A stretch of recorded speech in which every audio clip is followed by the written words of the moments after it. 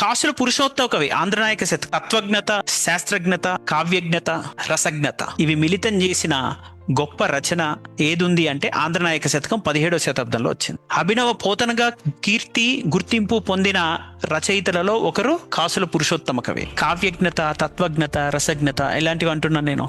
మనం చెప్పాము ఇందాకే పోతన విశిష్టాద్వైత సిద్ధాంతాలు ఉన్నాయి, అందులో రసపోషణ ఉంది, హాస్యం ఉంది, శబ్దాలంకార వైచిత్ర్యం ఉంది.